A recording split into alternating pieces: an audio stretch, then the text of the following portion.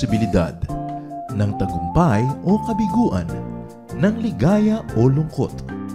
Kaya marapat lamang na tanggapin si Jesus bilang tagapagligtas at Panginoon. At matapos yun ay panariwain ang katapatan at paglapit sa Kanya bawat araw o day by day.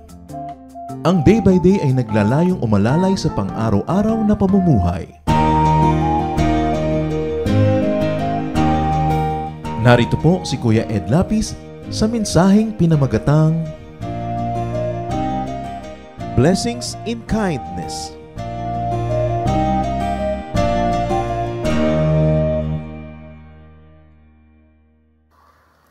Ephesians 4:32. Be kind and loving to each other. Bakit mayroong mga mababait? Bakit patuloy silang mabait at kahit ano pa ang abutin nila, mabait pa rin? Blessings in kindness. Ano-ano ang mga blessing para sa mababait? Blessing na dumarating dahil sa kabaitan at mga blessings na nagpapabait. Panginoon, salamat dahil kayo po ang Diyos ng kabutihan at kabaitan. At sa sandaling ito kami po patuloy na humihingi sa inyo ng kaliwanagan. Bigyan niyo kami, Panginoon, ng pagkaunawa sa hiwaga at kapangyarihan ng kabutihan at kabaitan. At nawa ito ay aming maisabuhay para sa kapwa, para sa aming sarili, at higit sa lahat, para sa inyong kaluwalhatian. Be our preacher, our teacher, our guide. We seek you, Father. Let us hear your voice alone. In the name of Jesus we pray. Blessings in kindness. Matthew 19:16-22. Just then a man came up to Jesus and asked, Teacher, what good thing must I do to get eternal life? Jesus answered, If you want to be perfect, go sell your possessions and give to the poor, and you will have treasure in heaven. Then come, follow me.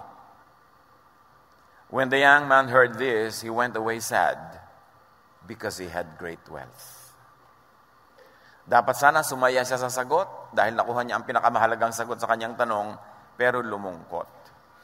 What we like to notice here is how the terminologies of Jesus had been defined through the ages and sometimes defined out of context. Ang sabi ng lalaki, what must I do to get eternal life? What do we mean by eternal life? Usually, in the traditional meaning of eternal life, it is the kind of spiritual life you will have in heaven after you die, if you are saved. But then again, in the many discourses of Jesus, eternal life can have many forms and meanings. And in this case, he said, well, you want eternal life? And Jesus said, if you want to be perfect. So Jesus equates the concept of eternal life with perfection. And then he says, go and sell your possessions and give the proceeds to the poor. In other words, Jesus was saying, you want perfection that gives eternal life or brings a slice of eternity into your life? Be kind. And you will have treasure in heaven. Here, treasure in heaven. Again, heaven is always defined as a place where you go after you die. But whenever Jesus uses that word, or the kingdom of God, or the reign of God, he also means that bliss, that joy, that peace and happiness that people feel and experience here and now when they follow the ways of God. In other words, when they let their hearts to become the kingdom of God, when they make God the king of their hearts and in their hearts. So sabi niyo, gusto mo magkaroon ng buhay na walang hanggan? Gusto mo makaramdam ng eternity, ng timelessness, ng perfection, ng bliss? Equated with that, do this. Be kind. Especially to the needy. Then, pwede ka nang sumunod sa akin. Follow me. In other words, unless you are doing it my way, where am I going? Why do you want to follow me? Because I'm in heaven, because I'm going to heaven. But the way to that place, or to that state of mind, is by being kind. So dapat nating appreciatein yung aspect na to ng pagpapakahulugan ni Jesus sa eternity, sa eternal life, and the way to heaven, now being articulated as kindness. Sell your possessions, give them to the needy, then you follow me. then you can go to where I'm going or to where I am right now. Because this is the way. And the movement of the people that followed Jesus was called the way. To say the way is to exclude all other possible paths that had been in fashion at that time. Kaya makikita nyo na ibang pananaw, ibang paraan, ibang approach pagka nakinig ka kay Jesus. At ating himay-himayin, Matthew 19:21-22, sa tanong na yon, sumagot si Jesus. Kung ibig mong maging ganap, if you want to be perfect, ipagbili mo ang lahat ng iyong ari-arian at ipamahagi sa mga mahihirap ang pinagbilhan. Once again, Jesus was saying, be kind. Kindness and love is the way to where you want to go. To eternal life, to eternity, to timelessness, to bliss, to heaven. So gusto mong makarating doon, ibigin mo muna ang iyong kapwa. Gusto mo makarating ka doon kasi mahal mo ang iyong sarili, pero para makarating ka doon, ang daan, mahalin mo muna ang iba. Kapwa muna. Pag inuna mo ang kapwa, doon ka palang makakarating sa iyong sarili para ang sarili mo dalhin sa gusto mong puntahan. Masalimuot, pero malinaw. Pagka pinag-isip-isip natin, outside of the boxes that had been imposed on our brains for the longest time, kung anong kahulugan ng conversation na yan. Kasi napakaraming layers pag nagsasalita si Jesus, hindi lang isa. And here, he says perfection, or the eternal life that the man was looking for, is in being kind to the needy. Sabi niya, at magkakaroon ka ng kayamanan sa langit. Nililiteral na naman ito ng iba. Tuwing may ginagawa ka, nagde-deposit ka sa langit, nagde-deposito ka doon, literally, para pag nagpunta ka doon mo i-withdraw. Well, we are not discounting the possibility, the literal possibility of that interpretation. But obviously in this case, the Lord was saying, langit is the kingdom of God, not a place up there in the clouds or beyond. Langit is in and within you.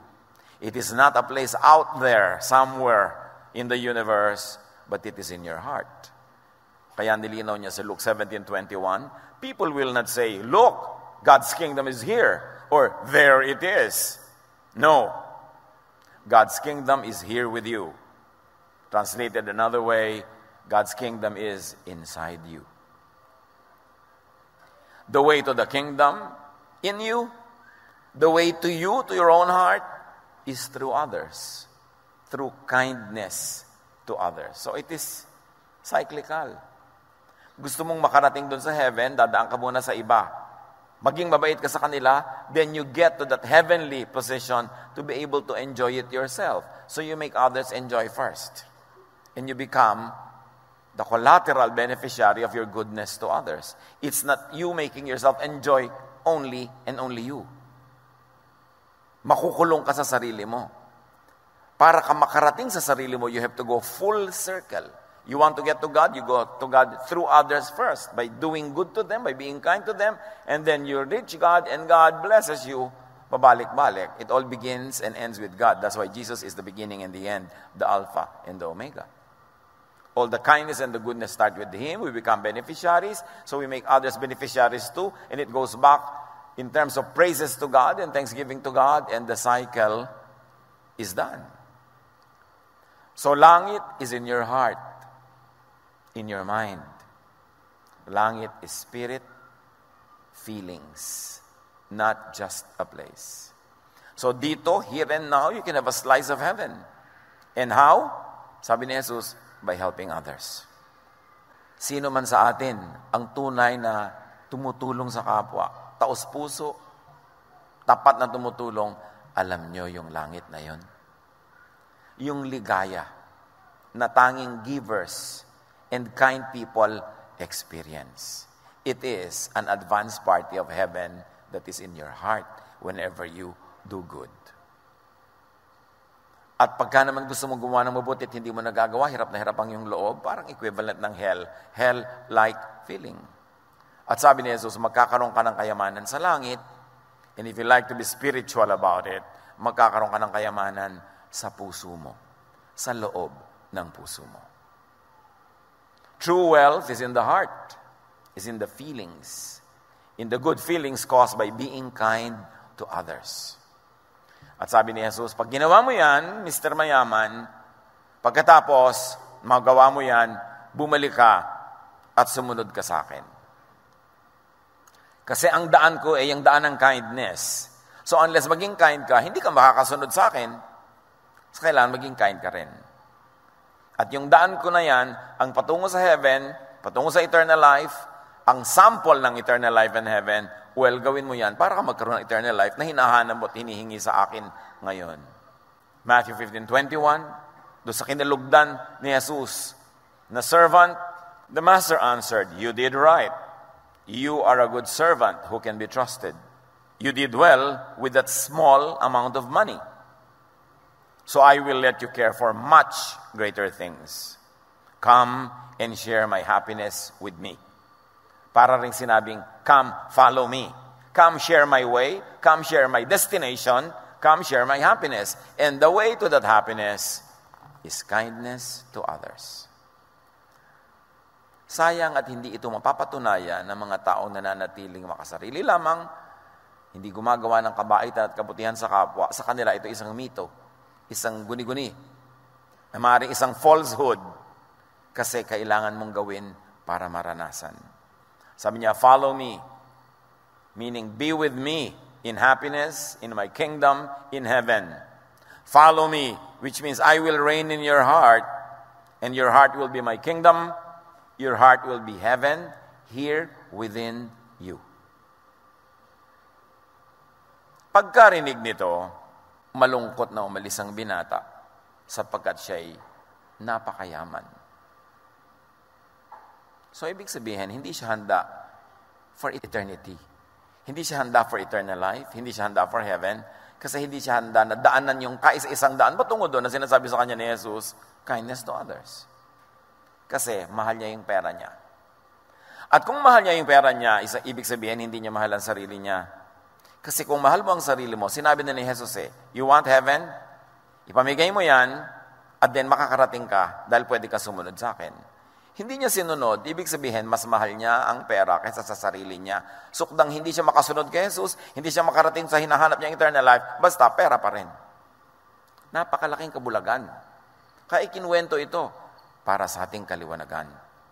Hindi siya dekorasyon para pagkunan natin ng aral. Malungkot siya, negative feelings. Kabaligtaran ng positive feelings of happiness. So malungkot means non-heaven, malungkot here means hell. Pag ginawa mong extreme examples of heaven and hell, saya and lungkot. At ang pinagkaiba lang nung dalawa is that determination, the will to do good, to be kind to others. Ayaw niyang mag-share. But in the experience of love and in godliness, you keep only what you give away. And you lose what you selflessly keep. Parang sinabi ni Jesus, to live, you have to die.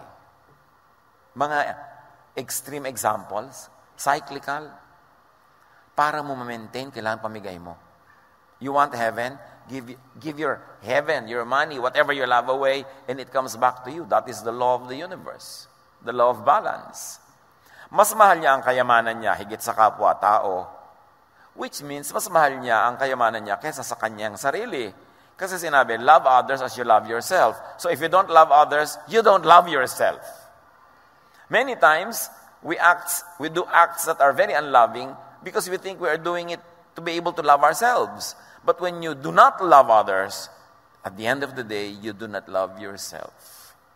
Because the way to benefit yourself is to benefit others first in a way that will become a collateral benefit to you. But you benefit others first. Pag inuna mo ang sarili mo at puwera sila, wala ka mararating. Because the blessing will not go around, it will only be trapped within you, and it becomes poisonous. Mas mahal na ang kayamanan niya higit sa langit, higit sa Diyos, higit kay Jesus. Hindi totoong ibig niyang sumunod kay Jesus. Kasi hindi siya willing na daanan yung dinadaanan ni Jesus. Hahanap siya ng ibang shortcut. Saan siya dadaan? Jesus is the way, the truth, and the life. Love for others only means putting others first. It doesn't mean not putting yourself in. Uunahin mo lang sila. 1 Corinthians 10:33, tularan niyo ang ginagawa ko, sabi ni Pablo. Sinisikap kong mabigyan kasiyahan ang lahat ng tao sa bawat ginagawa ko. Hindi ko inuuna ang sarili kong kapakanan, kundi ang kapakanan ng marami. At pag inuna niya yung iba, merong himalang nangyayari, bumabalik din sa kanya yung binigay niya. Pero kung hindi niya ibinigay to keep it for himself, he himself will not be able to keep it. He will lose it. You lose what you do not give away. Especially sa love. That's the wonder of love. The more you love, the more you give it away, the more it comes back to you. The more you love yourself and love others less, the more love runs out. Mas nauubos. Selfishness and kindness is hell. It is not heaven. Kung gagawin nating malacomics yung illustration ng heaven and hell, eternal life, and punishment, yun yung nasa kwento na yun. Pero alam niya na yun ang sinabi ni Jesus, hindi pa rin siya nakinig. Ano ang blessings in, of, and for kindness? Marami. One, kindness is easy or easier for the brain. Ang dami ng naging scientific studies on the effect of emotions, on the effect of our behavior, on the brain, on our way of thinking, and that affects our physical health. And one of the findings is that kindness is easy for the brain. Humans are social beings. We succeed more easily by cooperating with fellow humans and with nature. Now, kindness is hardwired into our brains. That is what many of the scientists conclude. We were created by God to be kind. Natural, God ang nag-design sa atin eh. We were designed to be kind. That's why it takes more effort for our brains to be unkind than to be kind. Isipin niyo mga kapatid, meron kayong gustong gawing kabutihan. Meron kayong gustong gawing kasamaan. Gusto niyo magbigay, dito gusto niyo lumamang, magnakaw, makaisa. Saang side kayo mas mapapagod mag-isip? Nakakapagod mag-isip na manglamang. Nakakapagod na mag-isip na makaisa, na makapagnakaw, makapanloko. Kasi kailangan iplano mo lahat. Aagawan ko ang mga kapatid ko ng mana. Ano magagawin mo? Kailangan yung bangkay na kamay ng nanay mo.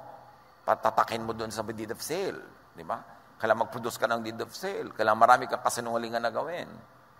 O, gusto mong dayain ang asawa mo, meron kang affair, ang daming planning niyan.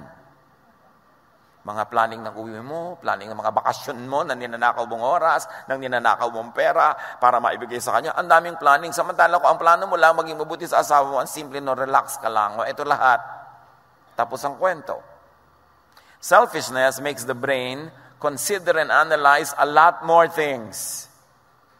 Because selfishness and evil has to be planned to succeed. Selfishness makes the brain work hard or harder. In other words, selfishness is stressful. Ang mga taong makasarili, mabilis tumanda. Kasi maraming kailangang isiping maiitim na balak. Paano ko kaya dadain itong mga paninda ko na kunwari 1 kilo pero 8 guhit lamang? Isip ka ng isip. Paano ko pabibigatin itong tinda kong manok? Ano mga ituturo ko dito para siya bumigat? Anong gagawin ko para maibenta ko ang bulok na karne? Lalayo ko ang mga sili para spicy, para matamis, para magkaroon ng mga lasa. Kailangan mo mag-isip para mandaya. Pero kung mabait ka lang, o okay ka lang, wala ka masyadong pinag-iisip. Meron pa nga isang tindera, may bumibili sa kanya ng kamatis. Sabi niya, sa kabila ka bumili kasi bagong galing siya sa palengke, yung kamatis ko kahapon pa. Ang haba ng buhay ng tinderang ito. Kasi wala siyang daladalang guilt, wala siyang daladalang mga atraso sa kapwa. Kasi mabait. Maraming isipin na makasarili yung unkind. Hindi tahimik ang buhay niya. Yun palang hell na eh. Yung gumawa ka pa lang ng mabuti, wala kang kailangang itago, heaven na yun. Mahirap na may tinatago. Matthew 5:43, narinig yung sinabi, ibigin mo ang iyong kapwa at kamuhian mo ang iyong kaaway. Yan yung paraan ng mga Hudyo nun eh. Pero sabi ni Jesus, no, no, no, no. Ito naman ang sinasabi ko. Ibigin ninyo ang inyong mga kaaway at ipanalangin ninyo ang mga umuusig sa inyo. So alin sa dalawa ang magbibigay sa iyo ng kapayapaan? Yung kinakabihan mo yung kaaway at minamahal mo lang yung kaibigan, o mahalin mo na lang lahat. Patawarin mo lahat, ipanalangin mo lahat. Mas madali yun. Wala ka ng galit na aalagaan. Wala ka ng mga babalakin na paghihiganti. Hindi ka na hypersensitive. Marami kang pinapalampas. Kaya yung way ni Jesus, sabi niya, I am the way. Sabi niya, my yoke is easy, my burden is light. You will find rest for your souls. Sa kabaitan ng kapahingahan, hindi sa unkindness. Unsociable individuals are disadvantaged. Yung mga hindi marunong makipagkapwa, hindi marunong makitungo, hindi marunong makihalubilo, yung mga makasarili, they are weak. Why? Because struggle is a fact of life. And sociability and cooperation are equally important to be able to make it through the night. Mas mabuti sa atin na tinutulungan at tumutulong kaysa mapag-isa ka lang. Kindness is present even in nature. Pag pinag-aralan natin yung mga animals and plants, meron tinatawag ang mga biologists na survival of the selfless. Ibig sabihin yung mga marunong makipag-cooperate sa kapwa halaman, sa kapwa isda, sa kapwa kung ano man, mas malaki ang survival rate mo dun. Yung mga hunter dogs, they're able to hunt when they hunt in packs. Yung grupo-grupo sila. Bakit ang mga isda sama-sama mag-swim? Ang dami-dami kasi kinakain sila ng ang daming malalaking isda. So may makain man sa kanila, as a species, as a group, tuloy pa rin ang buhay. Hindi sila mauubos. Kasi busog na yung kumakain, nandun pa sila, ang dami nila eh. Kaya mabuting sama-sama, merong ganun. Sa mga puno, pag tumingin kayo sa ibabaw ng puno, lalo sa gubat, ganito makikita nyo, wala mga leaves na nagpapatong-patong. Kanya-kanyang area yung mga puno. Area ko to, area mo yan. Kaya mapapansin nyo, kahit sa garden ninyo, pag may halaman dito, may tinanim kayong iba, lalayo siya ng konti, hindi siya makikipagsiksikan. Kasi marunong sila mag-cooperate. O share tayo ng space. Dito ako, dito ka, may hangganan ako, may hangganan ka. At napatunayan, ng napakarami nag-aaral ngayon, na mga puno nag-uusap-usap through the roots. Na pag kulang ng nutrient yung isa doon sa malayo, pinadadala nung isa na sobra sa nutrient niya through the root system. At yung mga mumunting mga buhay na mga nakatira sa kanilang mga paligid, tumutulong din sa kanila para sila mga buhay. They exchange nutrients, they exchange information. When some trees are under attack of whatever, mga insects o kung sino man, they release messages through the roots so that the neighboring trees can prepare themselves. They can release kung ano-ano mga chemical elements nila that will actually drive even insects away. Mga repellents. Kaya yung mga informed and healthful habits ngayon, ang pampaalis ng insekto sa bahay, plants.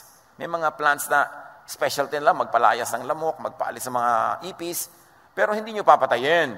Because pag may insecticide kayo, yung side means dead, katulad ng suicide. Di ba? Yung dead. Parasite, genocide. Ngayon, may insecticide ka, ang nakamamatay sa lamok ay nakamamatay din sa iyo. Malaki lang nga ang lungs mo, kaya hindi ka namamatay agad. Isang patak patay ang lamok, sa iyo, isang drum dapat. Eh dahil hindi ka naman nagbubuhos ng isang drum sabay-sabay, spray ka lang ng spray every day, unti-unting naiipon sa katawan mo yon, kaya bukas ka pa mamamatay. You don't want insects in your house? Plants, ilagay nyo. Just drive them away, don't kill them kasi may karapatan din sila mabuhay. Ayaw nyo lang, kakagat-kagat sila sa inyo, so just use even essential oils. Yung mga plants, nagtutulong-tulungan sila. Pag kami namamatay na isang halaman, talagang hindi na maiwasang mamamatay siya, nire-release niya lahat ng mga very favorable elements sa kanya into the root system para makuha ng iba. Kaya pag tumingin uli kayo sa mga puno, makikita nyo, sila ay sample ng cooperation. Puno nga marunong niyan. Dapat tayo rin. Pero ang tao, over time, nabaluktot ang isip eh. Ang itinuturo natin ngayon sa mga bata, be competitive. Sa mga bansa, be competitive. Pag nag-compete tayong lahat, mamamatay tayong lahat sa planetang ito. Ang kailangan ng humanity, cooperation. Yung product na pinakamadali at pinakama-effective na gawin ng bansa mo, yun ang gawin mo. Yung iba ang gagawa. So we all need each other and we all feed each other. Hindi tayo magko-compete. You kill your competitor, you will also die. Kasi mawala ka ng market. Mawala ka ng supporter. It is important na tayo'y bumalik sa kabaitan, kabutihan, kagandahang loob, at turuan natin ang mga bata to be cooperative rather than to always want to win. Yung kailangan, anak, ikaw ang first honor. Alam niyo yung mga ganun, pag lagi mo diniktahan, mamaya wala siyang kaibigan na classmate kasi competitive siya. Laging gusto niya, siya yung panalo, pinakamataas ang grade, laging siya yung mga bida. So who will like that kind of person? Kailangan, anak, marunong ka dapat makisama, marunong ka dapat makitungo, dapat marunong ka makipagmabutihan because that's where we all will thrive. At yan ay tinuturo ng Bible. Turo yan ni Jesus at itinuro ng mga disciples yan. Kailangan marunong kang makibagay, makitungo, makihalubilo, makipagmabutihan. Ephesians 4:25-28. Dahil dito, itakwil na natin ang pagsisinungaling at tayong lahat ay magsabi ng totoo sa isa't isa. Sapagkat tayo'y bahagi ng iisang katawan. Kung magagalit man kayo, iwasan ninyo ang kayong magkasala. Huwag ninyong hayaang lumubog ang araw, naggalit pa rin kayo. Huwag ninyong bigyan ng pagkakataon ang dyablo. Ang magnanakaw ay huwag nang magnakaw. Sa halip, maghanap siya ng marangal na ikabubuhay para makatulong sa mga nangangailangan. Ano lang ang ending ng lahat ng sinasabi nito? Maging mabait ka sa kapwa, magiging mabait din siya sa iyo, pare-pareho kayong magbe-benefit. Huwag kang magsinungaling. Kasi pag nagsinungaling ka, malalaman din nila yan, mawawalan sila ng tiwala sa iyo. Paano ka aasenso kung wala nagtitiwala sa iyo? Huwag kang magnakaw para kapagtiwalaan. You need people trusting you for you to succeed in whatever you do. Kailangan cooperation. Kailangan kind ka because kindness begets kindness. Kung yung ginawan mo ng mabuti, hindi siya diretso ang nagbayad sa iyo, babayaran ka rin ng universe because the universe runs in perfect balance. Debit, credit, dapat zero balance. Hindi pumapayag ang nature na hindi. Kaya huwag kang magdamdam kung may ginagawa ka ng mabuti, hindi ka binabayaran. Una, kaya ka nga nakagawa ng mabuti sa Kanya, nauna na ang Diyos na nag-advance sa iyo eh. Ano naman na ibibigay mo sa Kanya kung walang naibigay na una sa iyo ang Diyos? So kahit hindi Kanya binayaran, actually, ikaw yung nagbayad, ikaw yung nagsukli sa binigay sa'yo ng Diyos, sa iba mo lang nga binigay. Huwag sumasama ang loob mo. O hindi Kanya diretso binayaran, hindi siya nagpasalamat, wala siyang kwentang bigyan, God will find a way for the appreciation to go back to you. Huwag mo yung problemahin. Ang atupagin mo, maging mabait. Maging mabuti. The teaching is always kindness to one another. And it creates your own happiness. Now, kindness is healthful for the brain. One, because as we have said, it doesn't make your brain work so hard. Researchers have found out that people who donated kidneys to total strangers had a very distinct brain shape. Brain composition. Yung extreme altruists, ang brains nila, ang structure, differed from a normal person's brain. And the brain structure of the very, very kind are the opposite of a psychopath's brain. Alam niyo yung mga psychopathic people? They have less or no compassion at all. No? Iba ang shape ng brain nila. At nako-compare na ngayon ang shape ng brain ng mabait at ng hindi mabait. Pakisilip nyo ang brain ng katabi nyo kung meron kayong x-ray eyes. Kasi nakikita na. People who have less compassion, no compassion, who are cruel, iba ang shape ng brain. Ang tanong, yung bang mababait, mabait talaga kasi likas ng gano'n ang shape ng brain nila? Yes, pwedeng gano'n. Pero merong dahil sa practice ng kabaitan, kahit psychopathic yung shape nila noon, naiiba dahil sa ginagawa nila.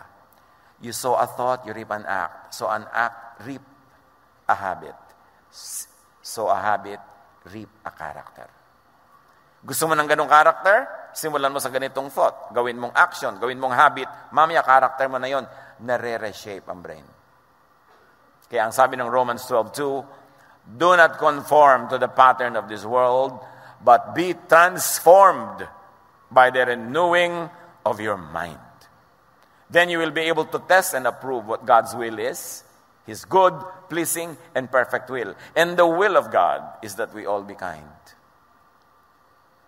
So kung meron tayong mga natural tendencies to be unkind, kalabanin nyo yan, baligtarin nyo with action. Iniisip mong sampalin yung katabi mo, i-facial mo. Baligtarin mo yung tendency. Kasi yung action mo na yon, pag pinaulit-ulit-ulit mo magiging habit, it will become you. It will reshape your entire worldview. Your value system.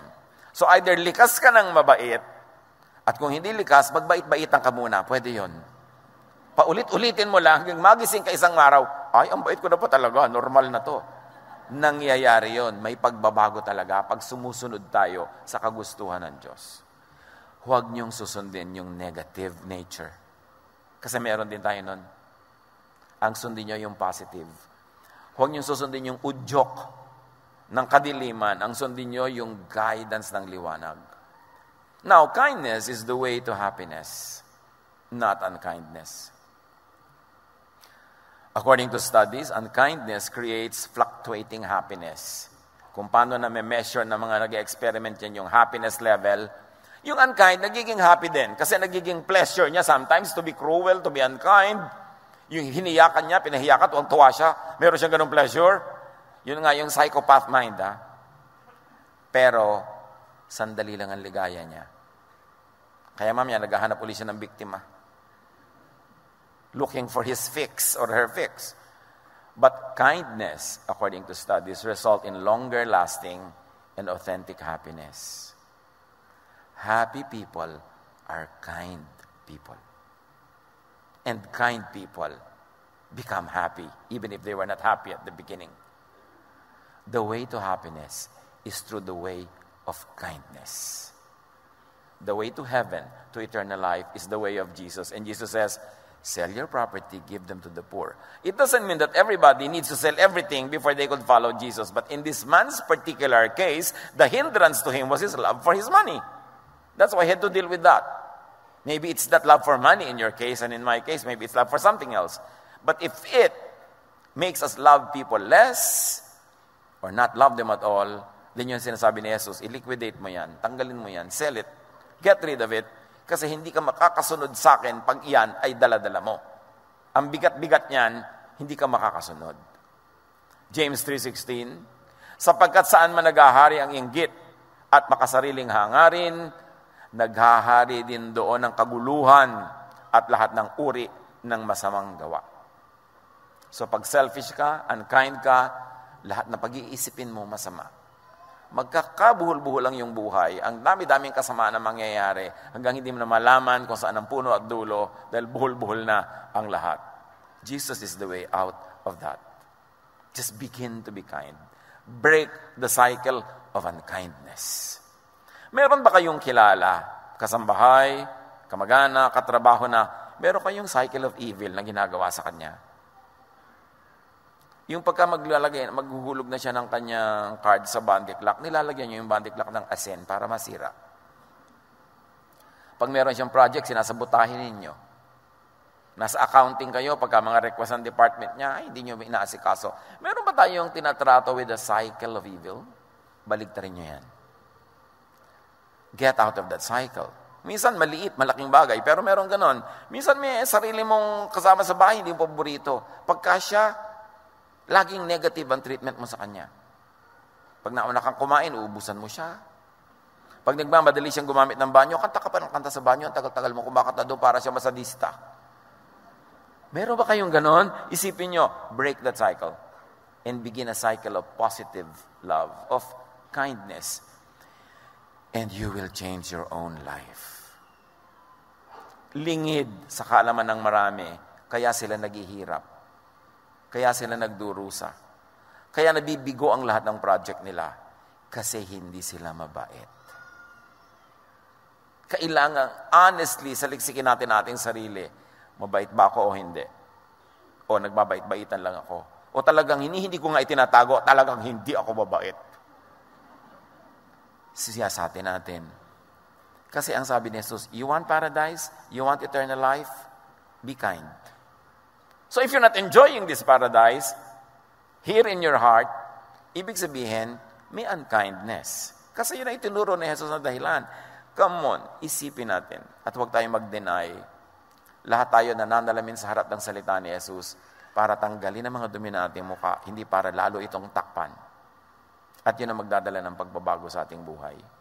Yung iba sasabihin, alam mo, malas-malas ko sa business. Mabait ka ba? Kailangan mabait ka. Baka naman sobra kang bait. Talagang hindi ka na naniningil na nagbabayad. Malulugi ka rin nun. Kasi dapat, love others as you love yourself. So, love mo rin yung sarili mo. Hindi ka naman nagpapaapi.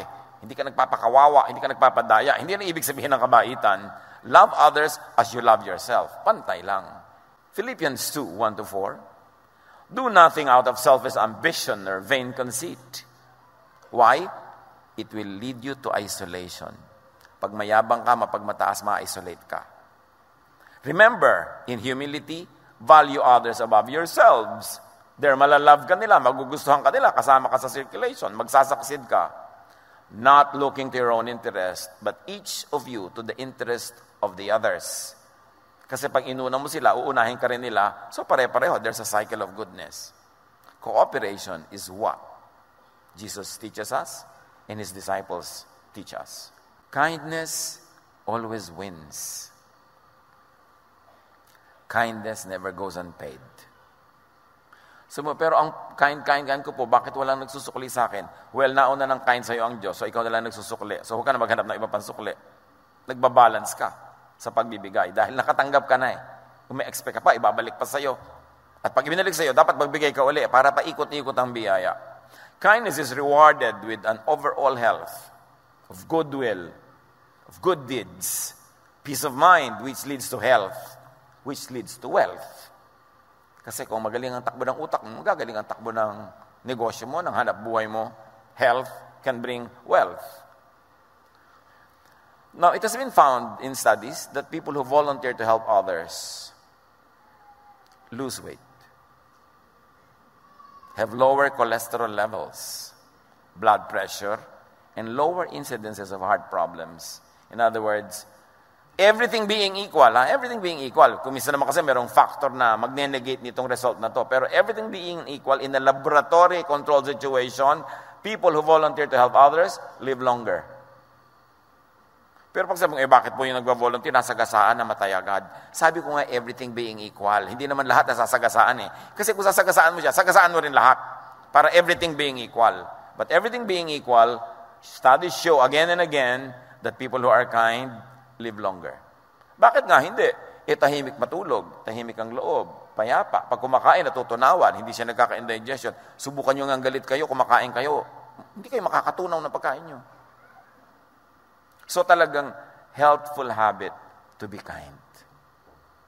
Proverbs 28:27, those who give to the poor will lack nothing.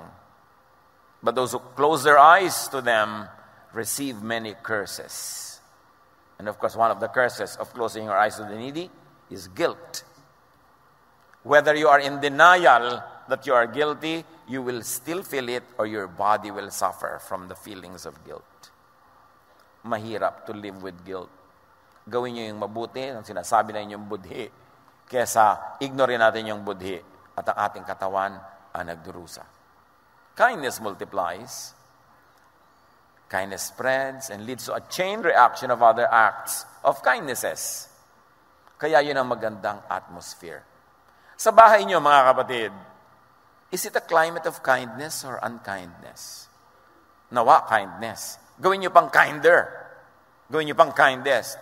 Ngayon, kung unkindness yung climate, you be the agent of change. You be the instrument of God. Reverse that climate. Reverse that cycle by doing acts of kindness. Kaya nyo yan maiba. Because you are the salt of the earth. Konting salt, ramdam agad ang lasa. You are the light of the world. No matter how dark a room is, pag pumasok ang isang maliit na light, naliliwanagan talaga yun. Hindi ka pwedeng kainin ng dilim. Ang liwanag ang lagi magwawagi. So kung nasaan man kayong sitwasyon, humahari ay kadiliman. Be that light. There is unkindness. There is cruelty. Be kind. And you will be God's instrument in changing that environment. 2 Corinthians 9:11. Pasasaganain niya kayo sa lahat ng bagay upang mas marami ang inyong matulungan. Sa gayon, lalong darami ang magpapasalamat sa Diyos dahil sa inyong tulong na dadalhin namin sa kanila. Pag marami nagpapasalamat sa Diyos, lalong nagbo-blow out ang Diyos, lahat lalong nabe-bless. Bigyan mo ang tao ng dahilan para magpasalamat siya sa Diyos. And you will create a new atmosphere, a new whole world. Change the climate. Kindness opens the heart and then the mind. The more giving one becomes, the more one becomes forgiving and understands people who are different from oneself. Pag ang tao palabigay, nagigiring mapagpatawad. May nangyayaring himala. Pag bigay siya ng bigay, lalo ang pinagbibigyan niya, yung taong may utang sa kanya, natututunan niyang patawarin. Kasi pag minamahal mo ang isang tao, whether by feelings or by action, naiiba rin ang damdamin mo sa kanya. So kung may tao kayong kinakainisan, regaluhan nyo ng cellphone. Lagi nyo textan ng I love you. Meron kayong tao kinakainisan, gawan nyo ng mabuti. Kagagawa nyo ng mabuti sa kanya, bigla na lang kayo gigising isang araw, mahal nyo na pala. O kung hindi man kayo makarating doon, at least hindi nyo na pala dislike. Hindi nyo na hate. That's the only way to reverse hatred with love. Kung merong gumawa sa inyo ng masama, gawan nyo ng mabuti. Kasi pag ginawa nyo rin ng masama, gagawa ulit siya sa inyo ng masama. Hindi matatapos ang cycle. Pero pag ginawa nyo ng mabuti, gagawa nyo kayo ng mabuti. O hindi man yan gawin yon, titigil na siya sa paggawa ng masama sa inyo. You will be able to change the flow of energy. Kind people embrace and care for others. If you embrace and care for others, you understand and appreciate yourself better. Ang pinakamabilis daw na daan for self-acceptance is accepting others first. Na pagka ang iba ay tinatanggap mo ng walang patakaran, inuunawa mo, minamahal mo, ang nagiging ending, natututunan mo ring tanggapin ang iyong sarili. Maraming tao, kaya nila nire-reject ang iba kasi ang sarili nila, di rin nila matanggap. Malalalim na mga psychological na usapin. Pero dinidiscuss yan ni Jesus at ang kanyang mga alagad. 2 Corinthians 9:13-14, ang bukas palad niyong pagbibigay sa kanila. Dahil dyan, magpupuri sila sa Diyos, kaya't buong pagmamahal nila kayong ipapanalangin. Can you imagine? Na may isa, lalo marami na taong buong pusong nananalangin para sa inyo. Can you imagine the blessing that you will receive? Kung ay pinapanalangin nila, sana magkasakit siya. Maparalitika sana siya. Yung ipinapanalangin sa'yo negative, pwedeng hindi matupad, pero pwede rin matupad. So, napakasarap na ang gagawin mo sa kapwa, ang ending, magpapasalamat siya sa Diyos dahil sa ginawa mo. Pupurihin niya ang Diyos. Pinapalitan mo ang climate ng planeta. So be kinder. Maraming paraan to be kinder, but I like to suggest only one direction right now. Let others go first. Unahin ang kapwa.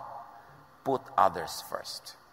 Philippians 2:3-4. Huwag kayong gumawa ng anuman dahil sa paghahangad ninyong maging tanyag. Sa halip, bilang tanda ng pagpapakumbaba, ito rin yung higit ang iba kaysa sa inyong mga sarili. Pagmalasakitan ninyo ang kapakanan ng iba at hindi lamang ang inyong sarili. Put that into action. Serve. Wait on others. Galatians 6:9, huwag kayong magsawa sa paggawa ng mabuti.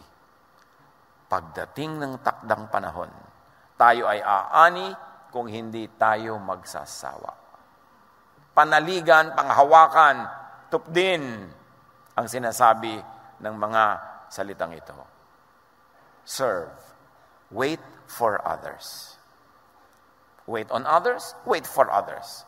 Slow down long enough to extend a hand to others.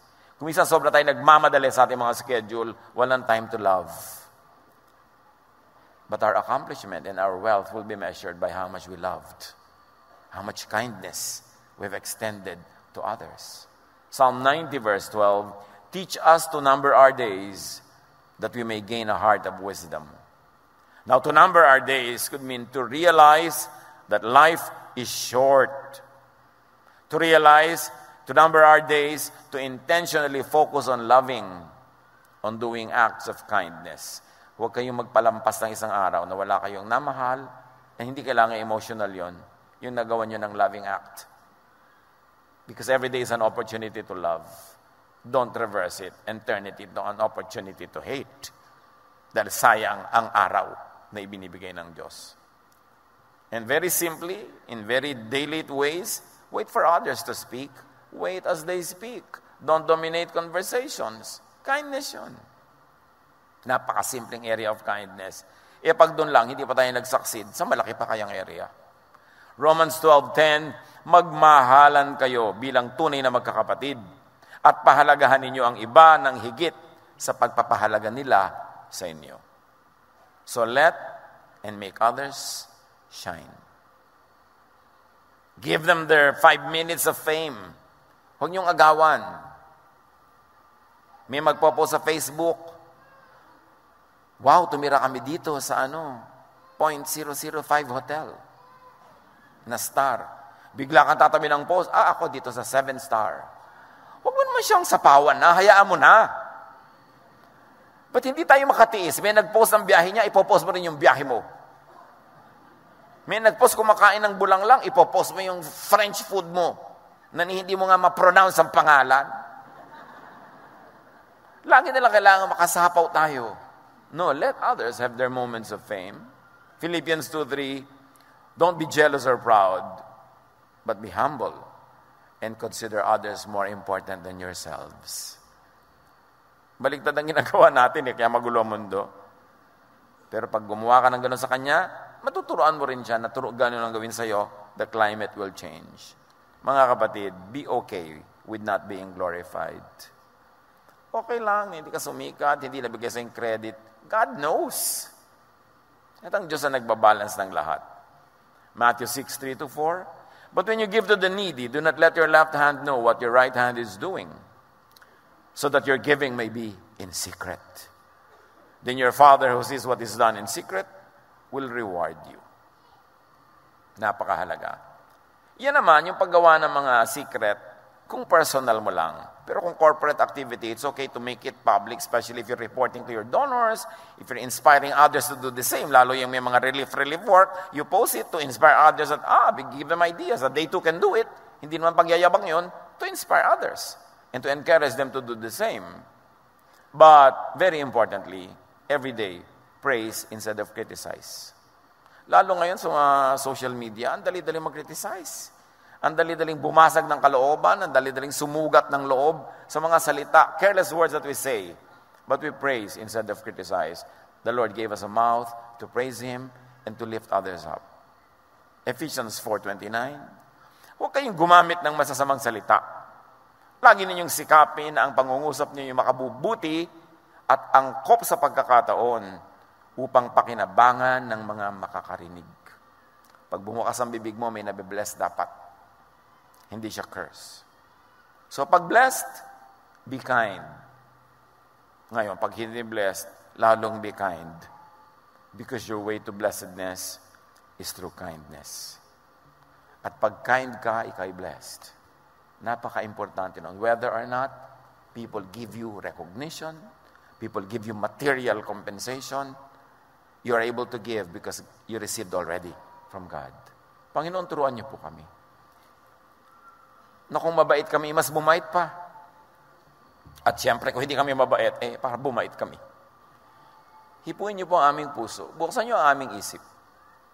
At ipakita niyo ng buong liwanag kung anong relasyon ng kabaitan sa buhay na walang hanggan. Tulad ng sinabi ni Jesus, doon sa binatang mas mahal pa ang kayamanan kaysa sa sarili niyang kaluluwa at kaysa sa kapwa.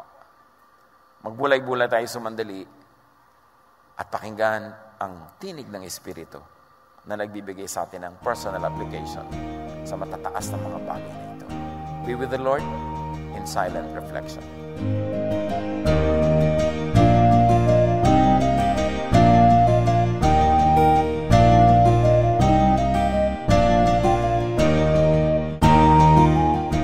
Ang katatapos pong mensahe ni Kuya Ed Lapis ay pinamagatang Blessings in Kindness.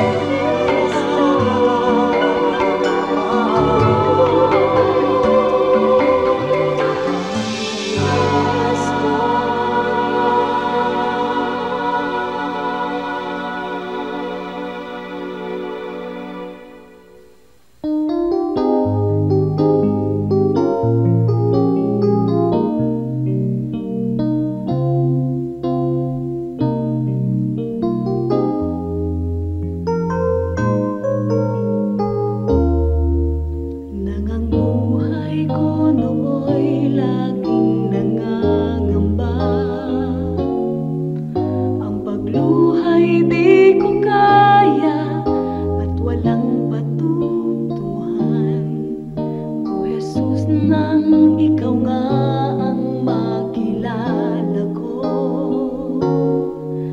Ang lahat iyong pinanatag, ang lahat inayos mo. Kapayapaan na nagmumula sa'yo, naranasan ko dito sa buhay ko. Kapayapaan noon pa may hinihintay,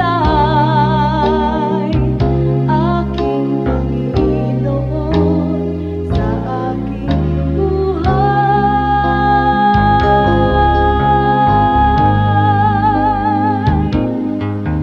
Sakit naman ng unos, ang takot ay ganap, sa pagtawag kay Jesus, papayapa ang lahat.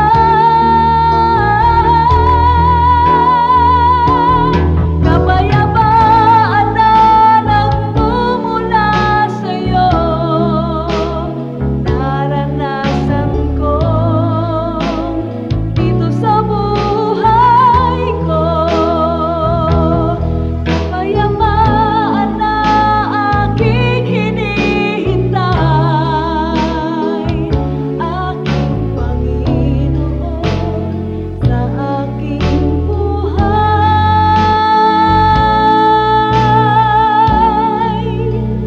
sa aking